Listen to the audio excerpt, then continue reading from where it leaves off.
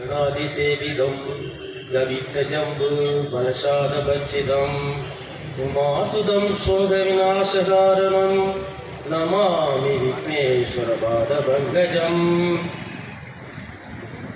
இந்து என்ற மந்திரம் சங்கமண்டே தந்திரம் வாய்மையே வெல்லும் தர்மமே வெல்லும் வாய்மையே வெல்லும் தர்மமே வெல்லும் இந்து சங்க சத்தியத்தின் சிங்கநாதம் கேட்குது இந்து சங்க சத்தியத்தின் சிங்கநாதம் கேட்குது ஒற்றுமை வளர்ந்து ஓங்குது நம்மில் வேற்றுமை பறந்து ஓடுது ஒற்றுமை வளர்ந்து ஓங்குது நம்மில் வேற்றுமை பறந்து ஓடுது இந்து என்ற மந்திரம் சங்கம் ஒன்றே தந்திரம் வாய்மையே வெல்லும் தர்மமே வெல்லும் இமயமலை மகுடமாகுமே குமரி முனை பாதமாகுமே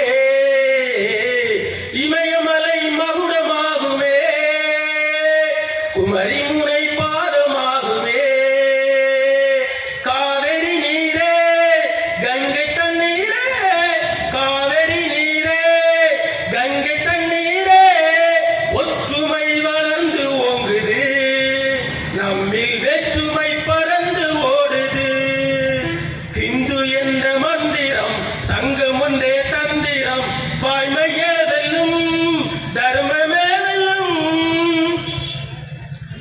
அருமையான பாட்டு. நேரம் சரி நிறைய இல்லாத காரணத்தினால சுருக்கமா முடிச்சுக்கிறேன்.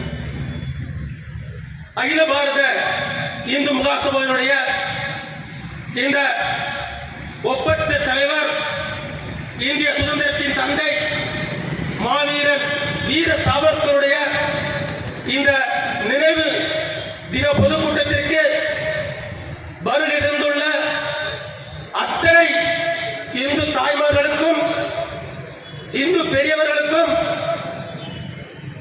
இந்து வியாபாரிகளுக்கும் இந்து இளைஞர்களுக்கும் இத்தனைக்கும் மேலாக நமக்கு வரவேற்புரை ஆற்றிய தம்பி எம் சுபின் அவர்களுக்கும் மேடையிலே அமர்ந்திருக்கின்ற மாநில மண்டல மாவட்ட நிர்வாகிகளுக்கும் இங்கு ஒரு அருமையான தலைமுறை ஆட்சி இந்த நிகழ்ச்சியை ஒருங்கிணைத்துக் கொண்டிருக்கின்ற நம்முடைய பாசமிகு அண்ணன் மாநகர் மாவட்டத்துடைய தலைவர் எஸ்.எம். ராஜேஷ்ஜி அவர்களுக்கும் இத்தனைக்கும் மேலாக இந்த நிகழ்ச்சியை மாவட்டம் முழுவதும் வேலை செய்து இந்து தாய்மார்களையும் இந்து இளைஞர்களையும் அகில பாரத இந்து மகாசபா சொல் கேட்டு இங்கே வரவழைத்து வேலை செய்த அத்தனை இளைஞர்களுக்கும் மாவட்ட நிர்வாகிகளுக்கும் அகில பாரத இந்து மகாசபா நெல்லை மண்டல இளைஞர்கள் சார்பாக வருக வருக என வரவேற்றுக் கொள்கிறோம். இத்தனைக்கும் மேலாக நம்முடைய மண்டலத்தில் இருந்து வருகை தந்துள்ள நம்முடைய மண்டல தலைவர் இசக்கி ராஜாஜி அவர்களே, கோவில்பட்டியிலிருந்து வந்திருக்கக்கூடிய நம்முடைய மாநில துணைத் தலைவர் ஆர்.வி. புருஷோத்தமன்ஜி அவர்களே,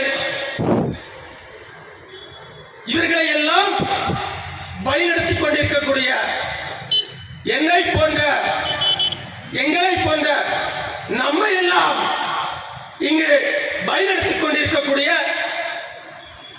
சமய வகுப்பு ஆசிரியரும் ஆர்எஸ்எஸ் சேவகத்தின் முன்னாள் முழு நேர ஊழியரும் குமரி மாவட்டத்தின் இந்துக்களின் தலைவனும் அகில பாரத இந்து மகாசபையினுடைய மாநில தலைவரும் நம்முடைய இந்திய தேசத்தின் துணைத் தலைவருமான என்னுடைய அரசியல் குருவும் நம்முடைய அரசியல் ஆசானும்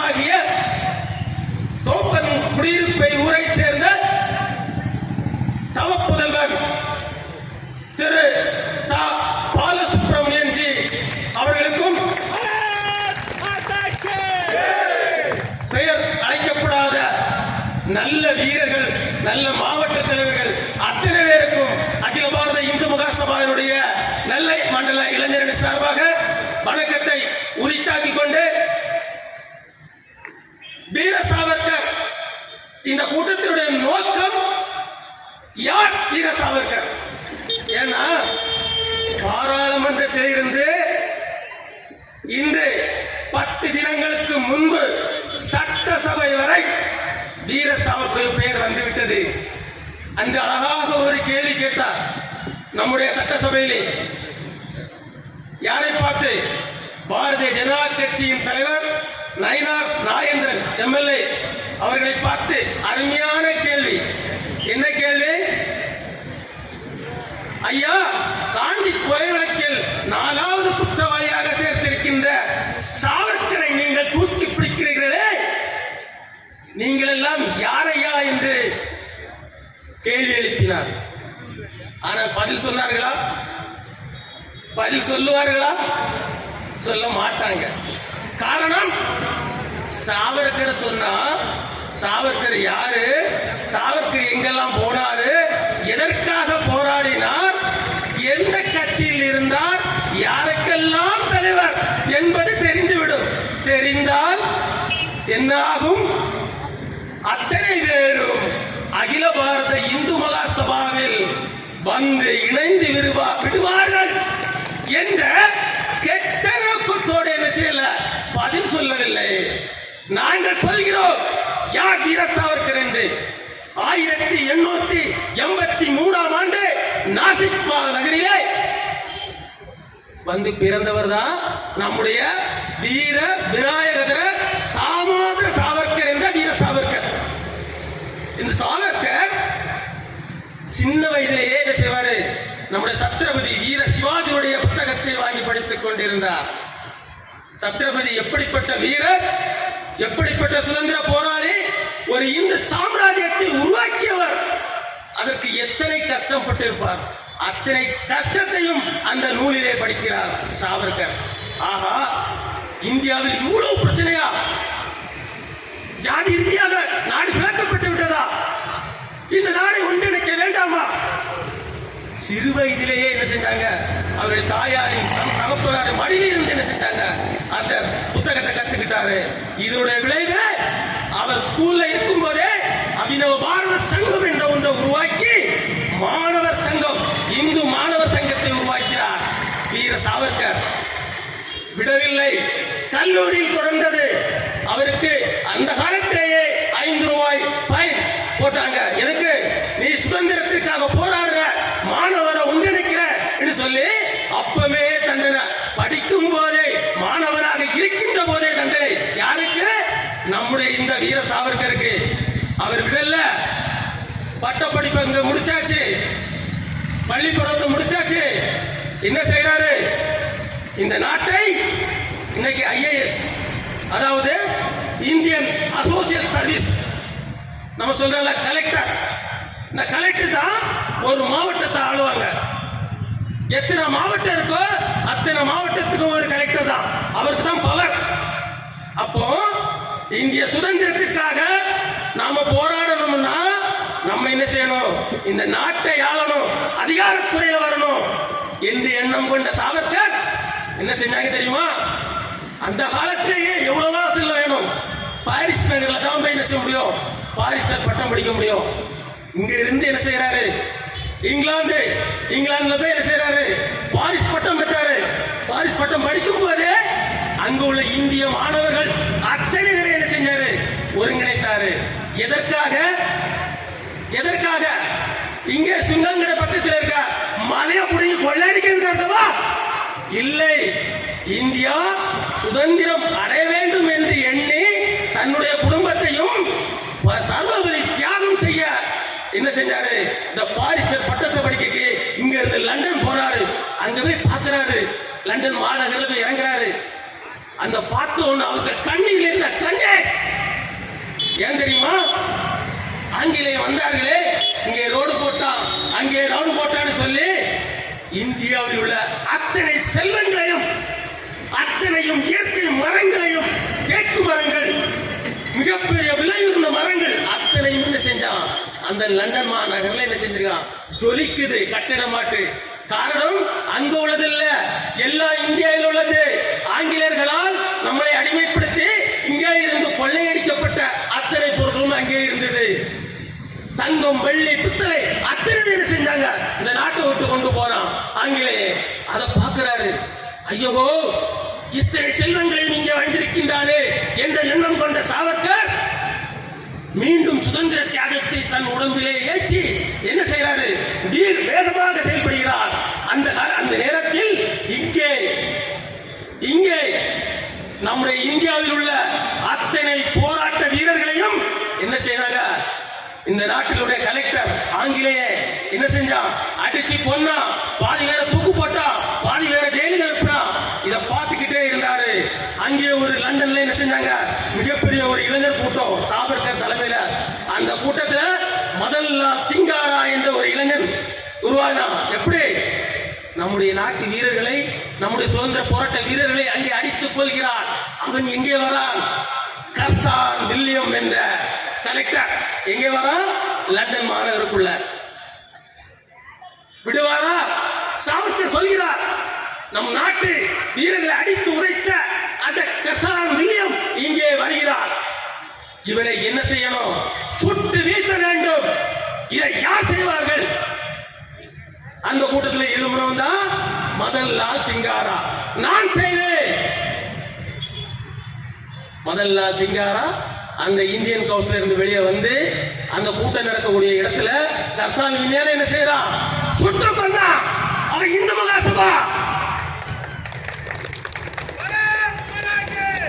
வீர சாவக்கூடிய ஆளு, வீர சாவக்கூடிய இளைஞர் கூட்டத்தில் உள்ளவன் என்ன செஞ்சான், சுட்டு கொண்டுகிட்டு தானும் சுட்டு வீழ்ந்தான். அதே கேட்டகரியில தான் இங்கே திருநெல்வேலி நம்முடைய தலைவர்கள் வந்திருக்காங்க. திருநெல்வேலி, இந்த திருநெல்வேலியில பாஞ்சி மணியாச்சி என்று ஒன்று கேள்விப்பட்டிருக்கீங்க. பாஞ்சி மணியாச்சி, அந்த இடத்துக்கு பேரு மணியாச்சி. ஏன் பாஞ்சி மணியாச்சி வந்து அகில பாரத இந்து மகாசபையுடைய ஒப்பற்ற வீரன் வாஞ்சிநாதன் அங்கே இருந்தனால அல்ல. இங்க இன்னொரு கலெக்டர் மக்களை எல்லாம் குடும்பப்படுத்தான். யாரு? ஜாக்சன் துரை. ஜாக்சன் துறை அல்ல, ஆஸ்துரை என்ற அரக்கன் நம்முடைய வீரர்களை கொண்டு குவித்தார். சூகாலை இடித்தான். இதை பொறுத்துக் கொள்ள முடியாத வாஞ்சிநாதன் என்ன செய்தாரு, லண்டன் மாநகரிலே இருக்கின்ற நம்முடைய வீர சாவர்கரை தொடர்பு கொண்டு என்ன செய்யறாங்க, கை துப்பாக்கி அங்க இருந்து வருது. எங்க இருந்து?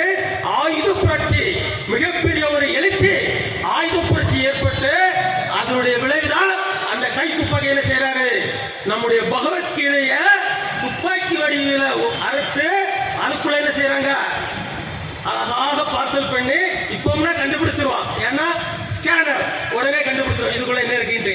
பழம் இருந்தாலும் கண்டுபிடிச்சிடும், பருப்பு இருந்தாலும் கண்டுபிடிக்கும், எது இருந்தாலும் கண்டுபிடிக்கும். ஆனா அன்னைக்கு அப்படி இல்லை. அந்த துப்பாக்கிய பகவத்கீதைக்குள்ள அழகாக அறுத்து அடுக்கி யார் அனுப்புறா, மேடம் காமூலம் வீர சாவர்கர் என்ன செய்யறாரு, அந்த துப்பாக்கி அனுப்புறாரு. அது எங்க வந்து சேருது, நம்முடைய வாஞ்சிநாதன் அகில பாரத இந்து மகாசபையினுடைய ஒப்பற்ற வீரன் வீர வாஞ்சிநாதன் கைக்கு வந்து செய்தது. அதை என்ன செய்யறாரு, ஆஸ்துரை எந்த பாதைக்கு போறாரு, ட்ரெயின்ல வாஞ்சி மணியாச்சி பாதைக்கு போறாருங்கிற தகவல் இருக்கு, கிடைச்சாச்சு. ஃபேமிலியோட போயிட்டு இருக்கான் அந்த அரக்கன், ஓடி போறாரு. வாஞ்சிநாதன் கூட 1-2 பேர் போனாங்க. அவங்க எல்லாம் என்ன செஞ்சாச்சு, தயாராகியாச்சு, இந்த அறைக்குள் இருக்கிறாங்க. அந்த நேரத்தில் வாஞ்சிநாதன் என்ன செய்யறாரு, நேர அந்த இடத்துல போய் இவர்தான் அந்த ஆஸ்துரை, இவரை சுட்டு வீழ்த்து என்று சொல்லி அவரை சுட்டு வீழ்த்தி தானும் என்ன செய்யறான், சுட்டு மாய்கிறான்.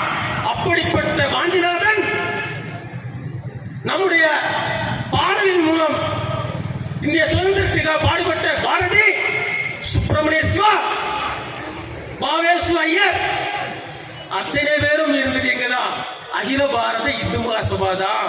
அத்தனை பேருக்கும் தலைவர் யாரு, அத்தனை பேருக்கும் வழிகாட்டி யாரு, நம்முடைய வீர சாவர்கர். 1910 வரை சுதந்திர தியாகத்தை இளைஞர்கள் மத்தியில் என்ன செய்யறாரு, சாவர்கர் அத்தனை பேருக்கும் சுதந்திர தாகத்தை ஏற்படுத்தியாச்சு. இனி ஒன்னே ஒண்ணுதான் பாக்கி. எது? இந்தியாவில் உள்ள இளைஞர்கள் அத்தனை பேர் எங்க அனுப்பியாச்சு? கப்பற்படை, போலீஸ் படை. யாரு? RSS நம்ம இருக்கோம் சின்ன வயசுல.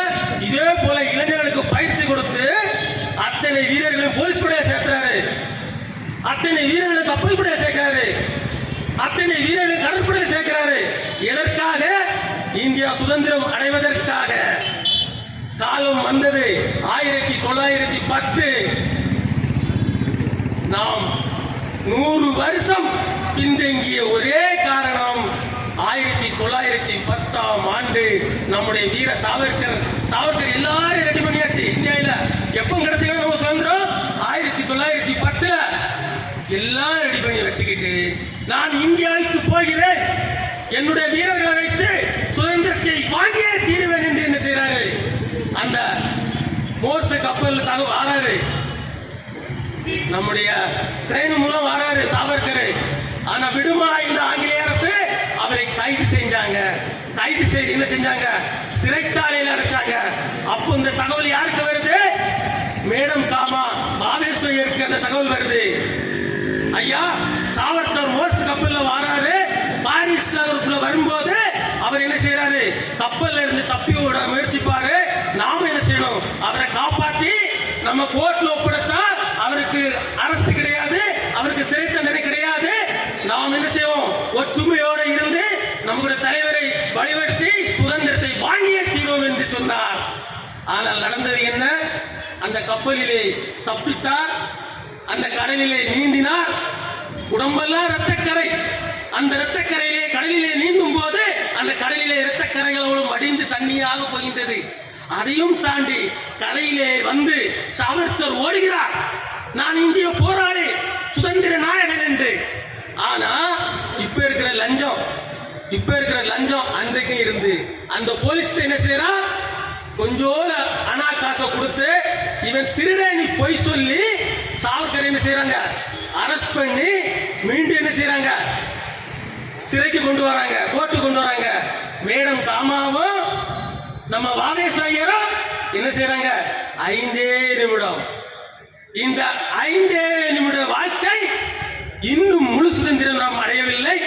காரணம் சாவர்கருடைய சித்தாந்தம் படி இன்று பாராளுமன்றத்திலேயோ சட்டசபையிலேயோ இல்லை, சட்டமோ இல்லை. இந்துத்துவா எனும் நூலை சிறையில் இருந்த போது என்ன செய்யறாரு?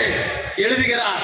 இந்திய சட்டம் இப்படிதான் இருக்கணும், இப்படிதான் என்ன செய்யணும்? கல்வித்துறை இருக்கணும். ஆனா கல்வித்துறை நம்முடைய ஒற்றுமை இல்லாத காரணத்தினால் 60 வருஷம் பின்தங்கினோம். காங்கிரஸ் ஆட்சி 1951 முதல் ஜனாதிபதி தேர்தல், குடியரசு தேர்தல் வருகின்ற போது யாரு போராடுனா? தீவிரமா போராடுன கட்சி இந்து மகாசபா வீர சாவர்கர் தலைமையில கூட்டணி ஆள்கள் தான் என்ன செஞ்சுக்கணும்?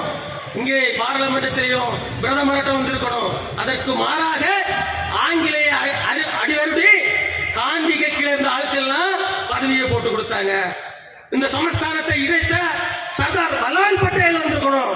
அவரை ஒதுக்கி வச்சுக்கிட்டு மாமா நேரு என்ன செஞ்சாங்க? பிரதமராக்குறாங்க. அதனுடைய விளைவு இந்த தேர்தல்ல நம்ம இப்ப இந்து மகாசபா இருக்குல்ல, இந்த இந்து மகாசபா போட்டிட்டு, ஏன்னா இந்து மகாசபா தான் ஜெயிக்கணும் எல்லாரும் நினைச்சாங்க. இந்த ஒற்றுமை இல்லாத காரணத்தினால் இன்றைய பிஜேபி, அன்றைய பாரதிய ஜனதா சங்கம் இருவரும் போட்டி போட்டுக் கொண்டதால் நம்முடைய வாய்ப்பை இழந்து என்ன செஞ்சோம்? காங்கிரஸ் கிட்ட நாட்டை ஒப்படைச்சோம். காங்கிரஸ் கிட்ட நாட்டை ஒப்படைத்ததுனால 60 வருஷம் என்ன செஞ்சோம்? பின்தங்கினோம். இன்று பாரதிய ஜனதா கட்சி என்ன செஞ்சிருக்கு? வந்திருக்கு. ஒன்னும் கவலை இல்லை. ஒரு எம்பி அனுப்புறோம். எதுக்கு? இந்து குழந்தைகளுக்கு கல்வியில் உதவித்தொகை வேண்டும், நீங்க கேளுங்க சொன்னோம். நீங்க சட்டம் பாஸ் ஆக சொல்லல, கேளுங்க பாராளுமன்றத்தில் சொன்னோம். ஆனா என்ன செஞ்சாங்க? அங்க போய் தூக்கிட்டு வந்தாங்க.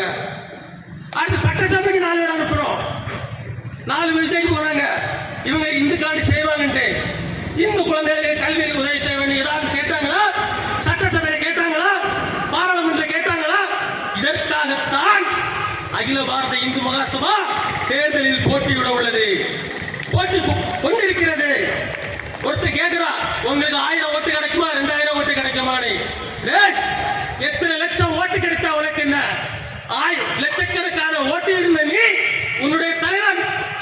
அந்த ஜி அடிக்கும் போது எங்கே இருந்தாய்?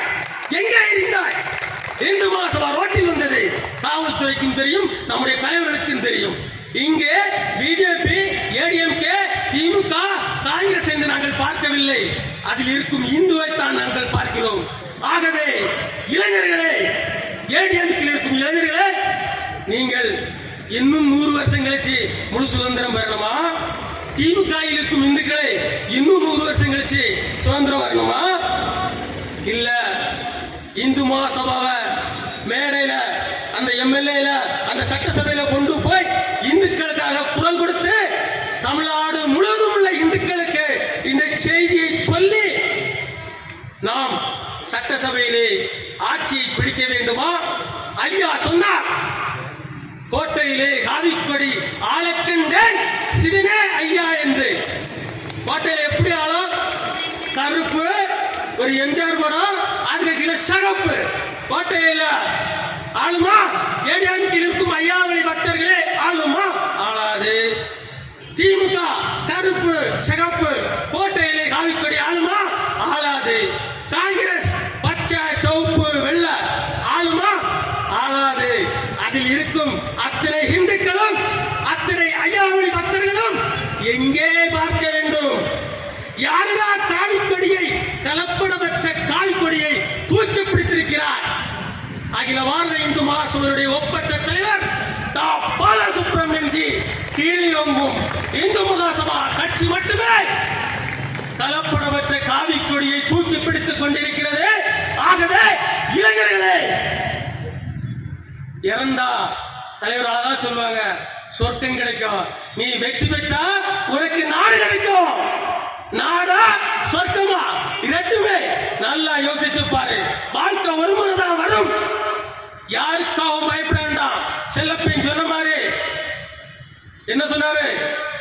எதற்கும் அஞ்சாதே, எதற்கும் மயங்காதே, எதற்கும் கலங்காதே. அன்னை பத்திரகாளி உன் உடம்புல இருக்கிறார்.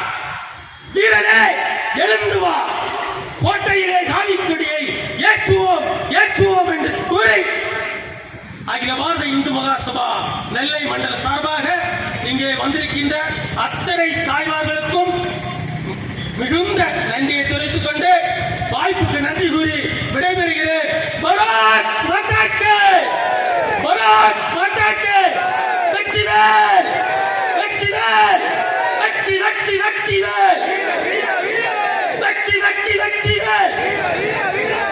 ஒரே ஒரு வார்த்தை, ஒரே ஒரு வார்த்தை. தேசம் அழைத்தீடின் பாசம் களைந்திடும் தெய்வீக நன்னாருள் வேண்டுவனே. ஒரே வார்த்தை தான். தேசம் அழைத்தா பாசம் களைந்திடும் தெய்வீக நன்னருள் வேண்டும். யார் சொல்லிருக்கா? நம்முடைய தலைவரை போன்ற தலைவர்கள் எழுதி வச்சிருக்காங்க. அந்த வழியிலே தேசம் அழைத்திடும்